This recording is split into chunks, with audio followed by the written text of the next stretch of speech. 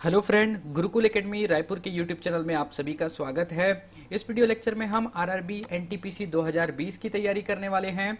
इसमें हमने general studies के 500 महत्वपूर्ण क्वेश्चन रखे हैं जो कि आपके आरआरबी एनटीपीसी के एग्जाम के पॉइंट ऑफ व्यू से काफ़ी ज़्यादा इंपॉर्टेंट है। हमने इसमें ऐसे क्वेश्चंस रखे हैं जो कि आपके प्रीवियस ईयर में पूछे जा चुके हैं या फिर आपके आने वाले एग्जाम में पूछने की काफ़ी ज़्यादा संभावना है। बात करें सिलेबस की, तो सिलेबस में बात करेंगे तो जो जनरल स्टडीज़ है वो 40 मार्क्स का आएगा, और मैथ्स की बात करें तो ये 30 मार्क्स का आएगा, और रीजनिंग की बात करें तो ये 30 मार्क्स का आएगा। टोटल मिला के आपके 100 क्वेश्चन आएंगे जो कि 100 मार्क्स के होंगे। तो इसमें आपका जीएस का पोर्शन काफ़ी ज़्यादा इंपॉर्टेंट है। अगर आप ये 500 प्लस अगर आप क्वेश्चन कर लेते हैं तो आपको 35 से 36 नंबर आप स्कोर आराम से कर लेंगे। तो चलिए स्टार्ट करते हैं। ये हमारा पार्ट 1 है। धीरे धीरे करके हम 500 से प्लस क्वेश्चंस आपको प्रोवाइड करवाते रहेंगे। क्वेश्चन नंबर 1, मौलिक अधिकारों के उल्लंघन का कोई भी विवाद प्रस्तुत किया जा सकता है। ऑप्शन ए, केवल सर्वोच्च न्यायालय। ऑप्शन बी, केवल उच्च न्यायालय।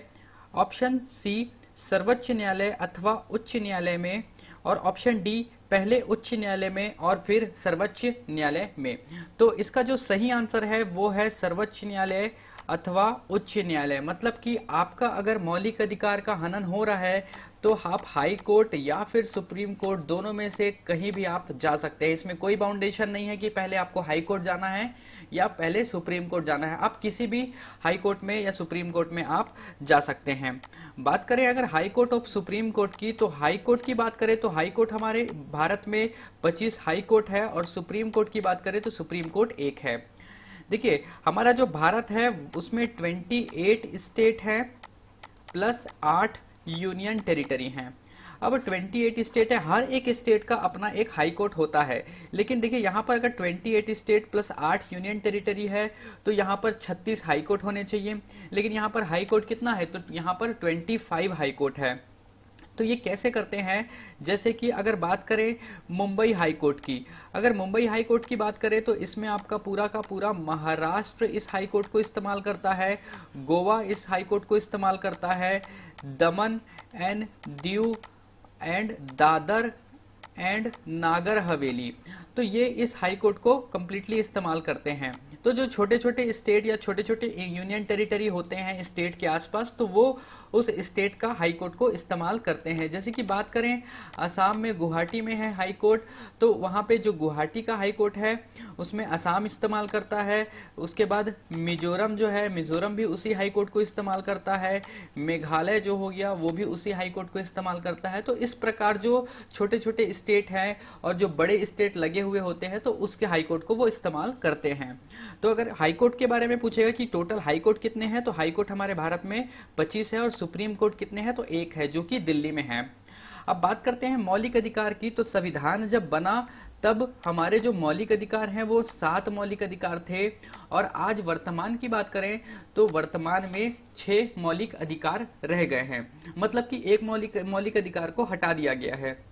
तो उसे कैसे हटाया गया है, तो 44वें कॉन्स्टिट्यूशनल अमेंडमेंट एक्ट के तहत 1978 में उसे हटा दिया गया और उसे 300A में शामिल कर दिया गया। और ये कौन सा था, तो ये राइट टू प्रॉपर्टी था, संपत्ति का अधिकार।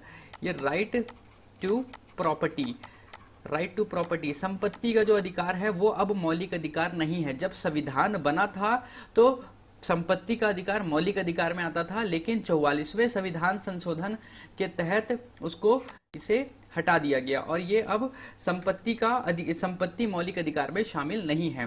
बात करें मौलिक अधिकार कितने हैं अभी वर्तमान में, तो मौलिक अधिकार 6 हैं। तो पहला कौन सा है, तो पहला है राइट टू इक्वेलिटी, समानता का अधिकार, राइट टू इक्वेलिटी, समानता का अधिकार। उसके बाद बात करें सेकंड है राइट टू फ्रीडम, स्वतंत्रता का अधिकार, राइट टू फ्रीडम, स्वतंत्रता का अधिकार। मतलब कि पहला जो पॉइंट है राइट टू इक्वेलिटी, मतलब कि आपको समान दर्जा दिया जाएगा, भेदभाव नहीं होगा।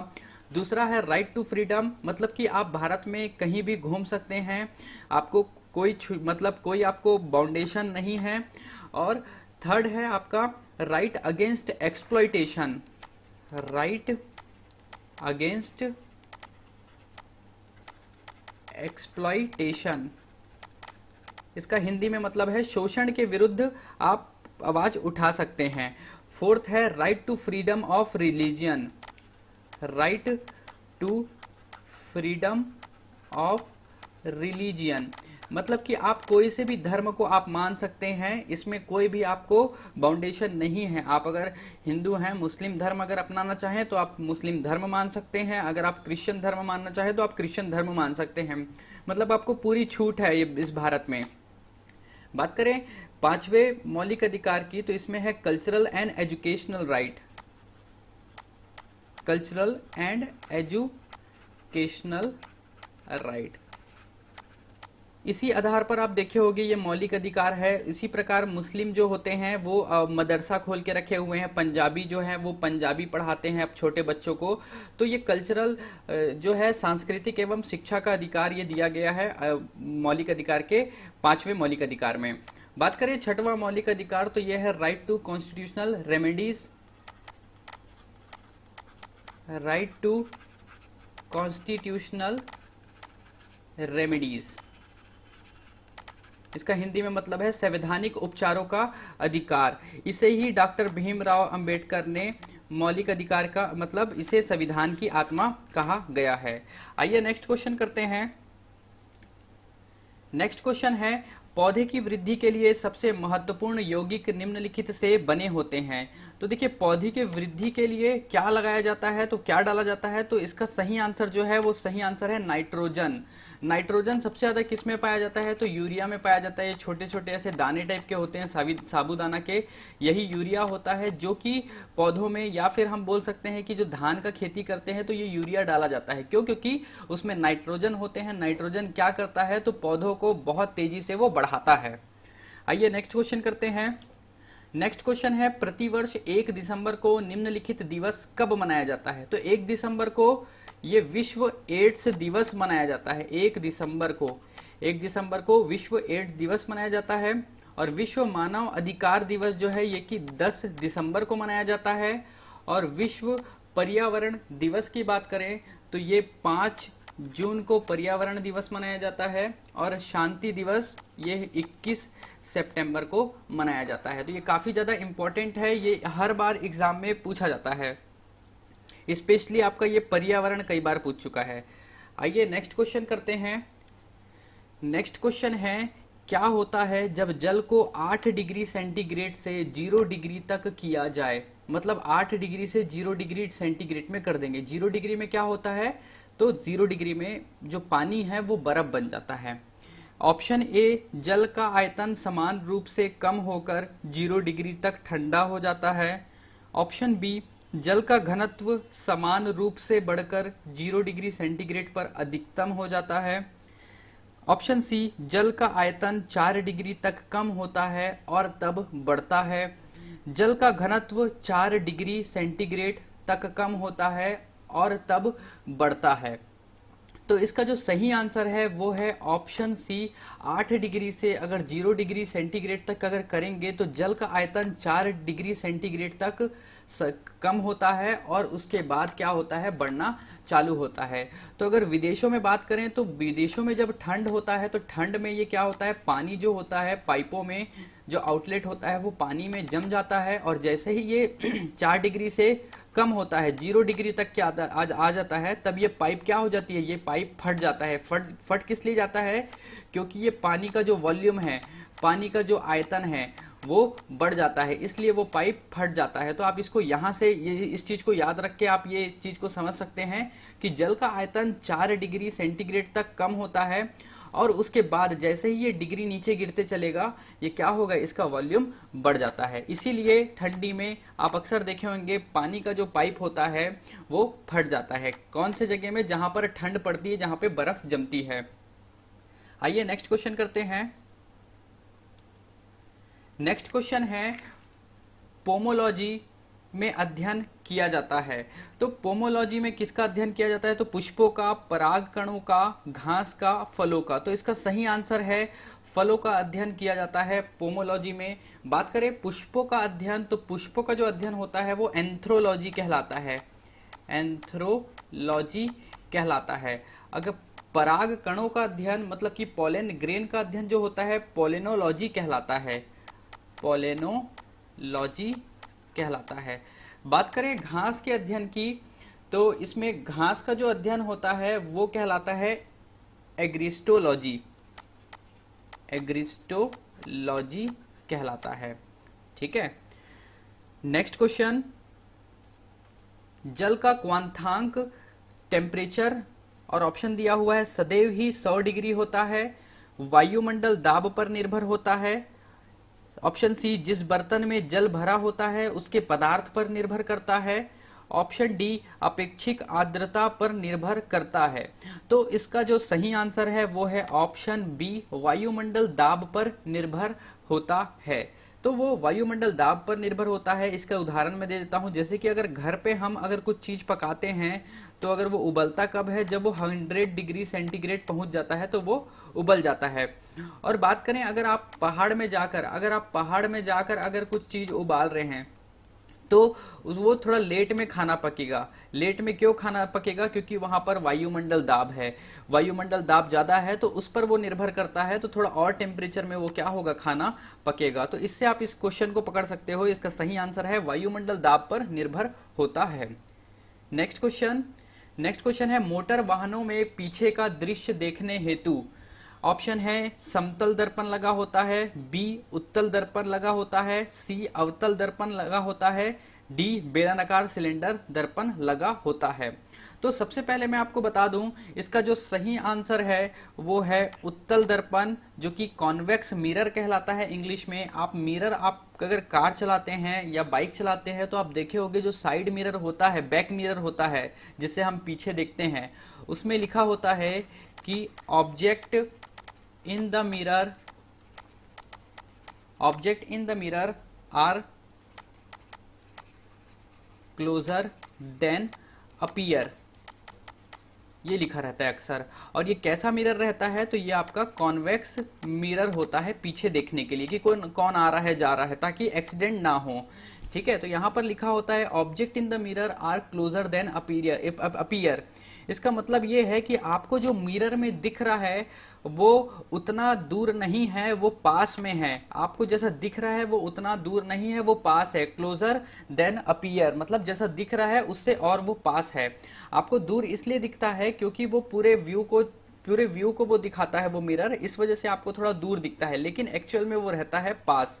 तो इसका जो सही आंसर है वो है उत्तल दर्पण। बात करें उत्तल दर्पण की, तो ये उत्तल दर्पण का अगर हम डायग्राम बनाएंगे तो ये इस तरफ ये ऐसा रहता है, ये ऐसा रिफ्लेक्ट करता है। और बात करें अगर कॉन्केव मिरर की, तो कॉन्केव मिरर कुछ इस प्रकार से रहता है और ये इसका फ्रंट होता है, ये ऐसा फ्रंट होता है। ठीक है, आइए और प्लेन मिरर की बात करें तो जो घरों में जो दर्पण रहता है वो प्लेन मिरर है, ये प्लेन मिरर हो गया। ठीक है, आइए नेक्स्ट क्वेश्चन करते हैं। नंबर 8, संविधान के किस अनुच्छेद में मौलिक कर्तव्य की चर्चा की गई है? ऑप्शन अनुच्छेद 52, अनुच्छेद 51A, अनुच्छेद 45, अनुच्छेद 51 में। तो इसका सही जो आंसर है वो है अनुच्छेद 51A में जोड़ा गया। तो बात करें अगर मौलिक कर्तव्य की, तो देखिए जब संविधान बना तो मौलिक कर्तव्य शामिल नहीं था। इसे 42वें संविधान संशोधन कॉन्स्टिट्यूशनल अमेंडमेंट एक्ट 1976 के तहत इसे जोड़ा गया। और मूल अगर मौलिक कर्तव्य की बात करें तो पहले 10 मौलिक कर्तव्य थे, उसके बाद 11वां मौलिक कर्तव्य और जोड़ा गया। और ये कब जोड़ा गया? तो 26वां संविधान संशोधन 2002 में जोड़ा गया।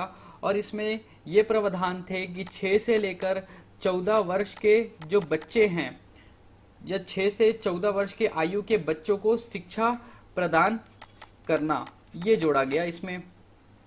तो अगर क्वेश्चन पूछेगा कि 42वें संविधान संशोधन में मौलिक कर्तव्य कितने थे, तो आपका जो आंसर है वो होगा 10। और अगर क्वेश्चन पूछेगा कि वर्तमान में कितने मौलिक कर्तव्य हैं, तो आपका आंसर होगा 11। और अगर कौन से संविधान संशोधन में जोड़ा गया, तो इसका आंसर होगा 42वें संविधान संशोधन 1976। और अगर पूछा गया कि 11वें में क्या प्रावधान है, तो 6 से 14 वर्ष के बच्चों का शिक्षा का प्रावधान है। जैसे कि हमें भारतीय संविधान ने कुछ मौलिक अधिकार दिया है, उसी प्रकार भारत के प्रति हमारा भी कुछ दायित्व बनता है, इसलिए मौलिक कर्तव्यों को जोड़ा गया है। हमारी भी कुछ रिस्पॉन्सिबिलिटी है, जैसे कि हमें झंडे का सम्मान करना है, हमें पब्लिक प्रॉपर्टी को अच्छे से रखना है, हमें शिक्षा ग्रहण करना है। तो यही सब बातें, यही पॉइंट, पूरे 11 पॉइंट इसमें दिए हुए हैं। आइए नेक्स्ट क्वेश्चन करते हैं। नेक्स्ट क्वेश्चन है, साइमन कमीशन का भारत आगमन सर्वप्रथम किस वर्ष हुआ? तो इसका जो सही आंसर है वो है 1928। साइमन कमीशन का भारत में आगमन कब हुआ? तो 1928 में। नेक्स्ट क्वेश्चन, भारत में किस राष्ट्रीय उद्यान की स्थापना सबसे पहले हुई थी? तो option Jim Corbett, option B Kanha national park, option C Sariska, option D Bharatpur अभ्यारण्य। तो इसका जो सही आंसर है वो है ऑप्शन ए जिम कॉर्बेट। तो जिम कॉर्बेट की बात करें तो ये 1936 में इसका इस्टेब्लिशमेंट हुआ है, और ये कहाँ पर है? तो उत्तराखंड में है। ये जिम कॉर्बेट एक व्यक्ति का नाम है जो कि अंग्रेज है, भारत में आया और ये जानवरों का संरक्षण किया, और इसी की याद में ही 1936 में सबसे पहला राष्ट्रीय उद्यान जिम कॉर्बेट उत्तराखंड में खोला गया। बात करें कान्हा नेशनल पार्क की, तो ये 1955 में इसका इस्टेब्लिश हुआ है, और ये कहाँ है? तो ये मध्य प्रदेश में है। और सरिस्का वाइल्ड लाइफ सेंचुरी की बात करें तो ये 1955 में इसे इस्टेब्लिश किया गया, जो कि कहाँ है? तो यह है राजस्थान में। और भरतपुर अभ्यारण्य की बात करें तो इसका इस्टेब्लिशमेंट हुआ है 1982 में, ये भी है राजस्थान में। अगर आपको हमारा वीडियो पसंद आया होगा तो आप इसे लाइक कीजिए, शेयर कीजिए, और अभी तक के आपने हमारा चैनल सब्सक्राइब नहीं किया है तो आप सब्सक्राइब कर लीजिए, ताकि आपको इसी तरीके से आने वाली वीडियो का नोटिफिकेशन मिलता रहे। तब तक के बने रहिए गुरुकुल एकेडमी के साथ। Thank you.